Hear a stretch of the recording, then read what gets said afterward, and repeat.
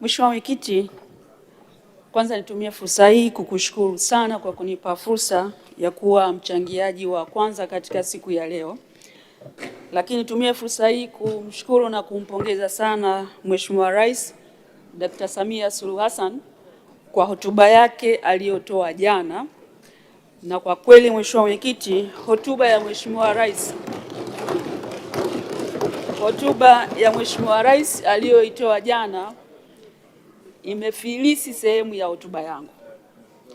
Imenipa funzo na imenipa nafasi ya kutambua mambo kadhaa ambayo nitakuja kuyaeleza hivi karibuni. Lakini pili, nimshukuru na kumpongeza sana Mheshimiwa Waziri Mkuu. Tunajadili bajeti ya ofisi ya Waziri Mkuu, lakini tuna waziri mkuu ambaye anatengeneza bajeti ya kwenda kutekeleza masuala ambayo tayari tumeshaona njia na namna ambayo anakwenda kutekeleza shughuli hizo. Tumemshuhudia Mheshimiwa Waziri Mkuu kwenye ziara zake, amefanya kazi kubwa ya kurejesha imani ya Watanzania kwa serikali yao. Mheshimiwa Waziri Mkuu amefanya kazi kubwa ya kuonesha umuhimu wa taasisi wa watumishi wa halmashauri zetu kuwatumikia wananchi na kuweka kipaumbele kuwahudumia wananchi na si vinginevyo. Ninamshukuru na ninampongeza sana Mheshimiwa Waziri Mkuu Dr. Mwigulu Lameck Nchemba, na kwa kweli sisi watu wa Tanga baada ya ziara yake tumejifunza kwamba kumbe hata mambo ambayo tulikuwa tunaamini hayawezekani yanawezekana, na tena yamewezekana kwa muda mfupi kabisa. Mheshimiwa Mwenyekiti, nitakupa mfano mmoja. Mheshimiwa Waziri Mkuu wakati amekuja kwenye ziara mkoa wa Tanga, ni jambo ambalo mnaweza kudhani ni jepesi, na siku zote nilikuwa nikisimama hapa nikizungumzia namna ya kwenda kuona changamoto za wananchi wanaoishi pembezoni, wilaya za pembezoni katika mikoa ya nchi yetu. Mheshimiwa Waziri Mkuu alienda kulala Kilindi, katika wilaya ambayo tangu imeumbwa hakuna waziri mkuu aliyokwenda kulala Kilindi. Nalizungumza hili kama mfano ili wale ambao wanawajibika ni watumishi wa serikali chini yake waone kwamba kuna umuhimu ya kuwasaidia akina mama, wazee, watoto walioko vijijini kwa kwenda kuona, kwa kushuhudia. Wazungu wanasema kuona ni kuamini. Kwenda kushuhudia zile changamoto ambazo wanazipitia kwa kufuata na kwenda kufanya ziara. Kwa kweli kabisa ninamshukuru na kumpongeza sana Mheshimiwa Waziri Mkuu. Baada ya kwenda kule, Mheshimiwa Waziri Mkuu aliona shida kubwa ya maji kule Kilindi na alitoa maelekezo. Mheshimiwa Mwenyekiti, magari, mitambo ya kuchimba visima vya maji yote ilikwenda mpaka tunapozungumza leo inachimba visima vya maji katika wilaya ya Kilindi, wilaya ambayo iko pembezoni, na habari ya maji kwao imekuwa kama ni jambo kama vile mtu anahemea maziwa na asali, kumbe ni maji ya kunywa, maji ya kutumia. Mheshimiwa Waziri Mkuu, tunamwombea maisha marefu, Mwenyezi Mungu ambariki, dhamira yake ya kuwatumikia na kuwasaidia Watanzania iweze kukamilika. Mheshimiwa Mwenyekiti, nawapongeza mawaziri wote walioko katika ofisi hiyo. Lakini wakati nataka kusimama kuchangia hoja yangu, nilipitia kwenye waandishi kadhaa.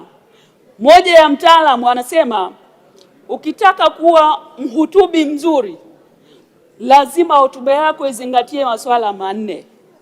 Swala la kwanza, Mheshimiwa Mwenyekiti, lazima hotuba yako isikike. Nimpongeze na kumshukuru sana Spika wetu wa Bunge la Jamhuri ya Muungano wa Tanzania, Mheshimiwa Musa Azan Zungu, kwa marekebisho ya ukarabati wa vipaza sauti ndani ya ukumbi huu. Kwa kweli bunge letu limekuwa la kisasa, unaongea kwa sauti ndogo lakini sauti inasikika kila pahala. Ni mapinduzi makubwa, ni dhamira ya kusaidia kwamba wawakilishi ndani humo tuweze kuzungumza na kusikika vizuri. Lakini jambo la pili nilipojifunza, hotuba yako lazima iendane na wakati.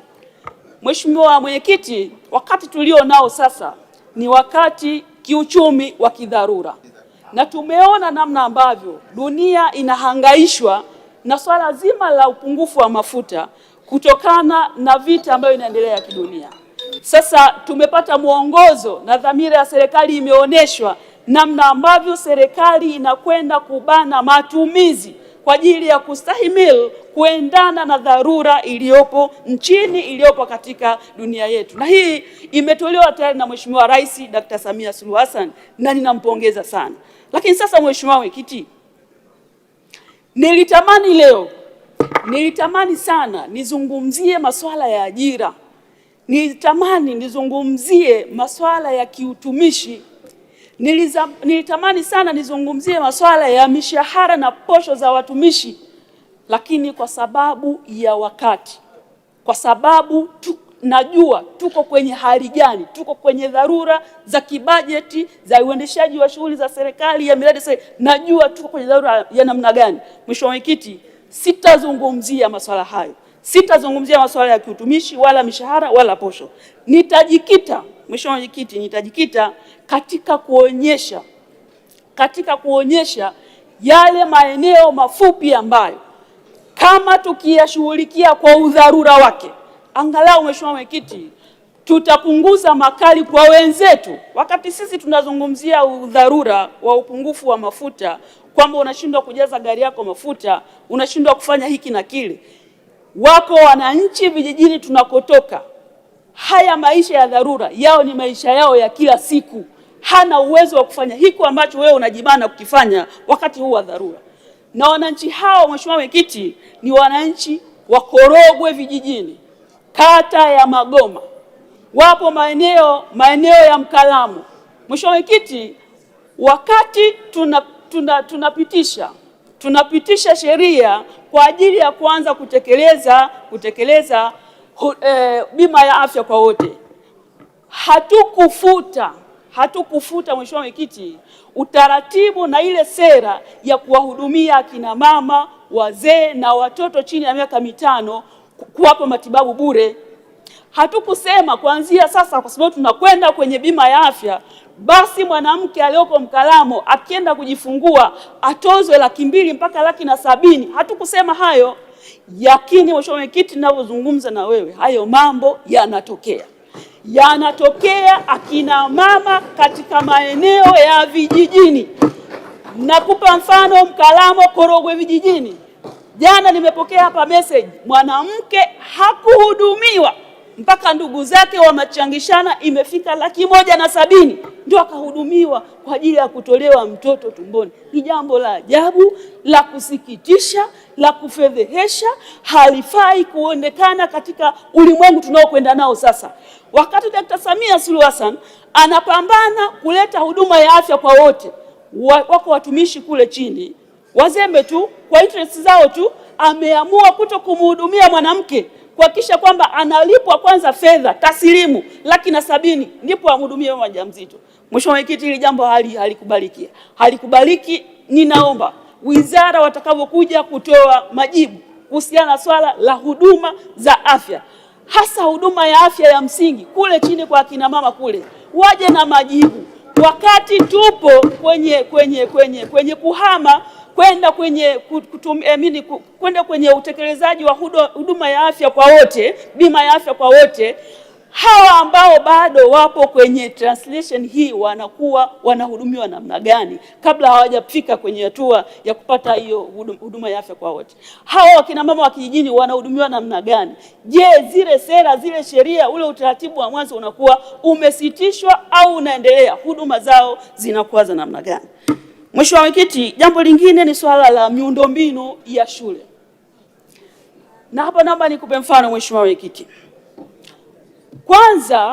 Kwanza kiujumla katika utengaji wa bajeti zetu, ningeshauri Mheshimiwa Mwenyekiti, tujikite katika kukamilisha ile miradi ambayo ni ya siku nyingi, ya zamani, miradi viporo.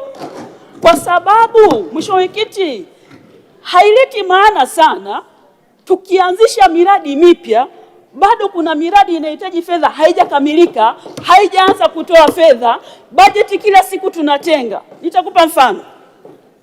Kuna shule ya msingi Shule ya msingi HMK ipo Lushoto. Hii shule imeanzishwa 1995.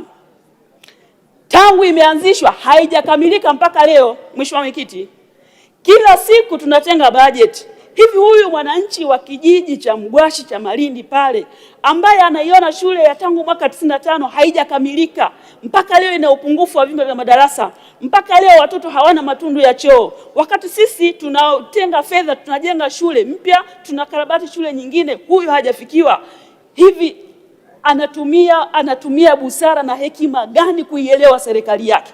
Atumie hekima ipi kuielewa serikali yake? Mheshimiwa Mwenyekiti, niombe serikali, na kwa sababu Mheshimiwa Waziri Mkuu tunajadili bajeti ya ofisi ya Waziri Mkuu hapa, kwa kuwa bado bajeti kuu ya serikali haijaja, wakati wanatuletea bajeti kuu ya serikali itusaidie. Kipaumbele cha bajeti ya mwaka huu tuleteeni kukamilisha miradi ambayo mmeshaianzisha kwanza. Miradi hii ikikamilika itatupa namna ya kwenda kuangalia miradi mingine mipya, wakati hii ambayo imekamilika na wananchi wameanza kupata huduma. Mheshimiwa Mwenyekiti, zipo zahanati na vituo vya afya ambao vimejengwa vya kimkakati. Na hii kwa nini kimkakati? Kwa sababu ifikia pahala serikali imefanya kazi kubwa ya ujenzi wa vituo vya afya, zahanati zimejengwa kwa wingi, lakini bado kuna maeneo ambayo hawezi mwananchi kupata huduma ya afya kama hajatembea zaidi ya kilomita 50, kilomita 60, kilomita 70. Nitakupa mfano Mheshimiwa Mwenyekiti. Kituo cha afya Ngwelo katika jimbo la Lushoto mjini, mwananchi ili afike Ngwelo, tena katika kipindi hiki cha mvua, inabidi atembee kwa miguu, hata pikipiki haiwezekani. Na ni umbali wa kilomita 76 kutoka Lushoto ilipo hospitali ya wilaya. Hebu tuulizane Mheshimiwa Mwenyekiti, wakati tunaangalia mazingira ya dharura ya kwenda na bajeti ya kidharura kwa kubana matumizi, huyu ambaye hapati huduma ya afya kabisa pale Ngwelo, ambaye barabara yake ni mbovu, hawezi kufika kwenye kituo cha afya, kwa nini tusitekeleze pale tukakamilisha ujenzi wa kile kituo, akapata huduma pale, mama mjamzito akajifungua pale, mtoto chini ya miaka 5 akatibiwa pale, na mwisho wa siku kumpunguzia huo mlolongo wa kwenda tena kwa miguu na kuokoa vifo vya watoto na kina mama na kuokoa vifo vya wagonjwa wa jinsia zote katika maeneo hayo, kwa kuwapatia angalau huduma ya afya, ili wakati tunatafuta fedha za kujenga barabara na vitu vingine tuwe tumeshaokoa maisha ya watu wa namna hiyo. Mimi nadhani Mheshimiwa Mwenyekiti, kuna umuhimu mkubwa ulioko hapa ni kuhakikisha kwamba bajeti inayoletwa ya serikali iende kwanza ikatatue zile changamoto ambazo ni za lazima kwa wananchi wetu. Bajeti iende ikajibu matatizo ya changamoto za maji vijijini, bajeti ikajibu changamoto za afya vijijini, bajeti ikajibu changamoto za elimu vijijini. Haya mambo mengine ya shughuli na miradi mikubwa ya maendeleo, Mheshimiwa Mwenyekiti, tutaendelea kutenga kadri inavyowezekana, lakini kwanza tuwaondolee dharura za kudumu wale watu wa vijijini, wakati sisi tunapambana na dharura za kupita katika maeneo ya mijini. Mheshimiwa Mwenyekiti, nakushukuru sana na naunga mkono hoja. Asante sana Mheshimiwa Husna Juma Sekiboko. Tunaendelea na Kishki TV, nuru ya dini yako.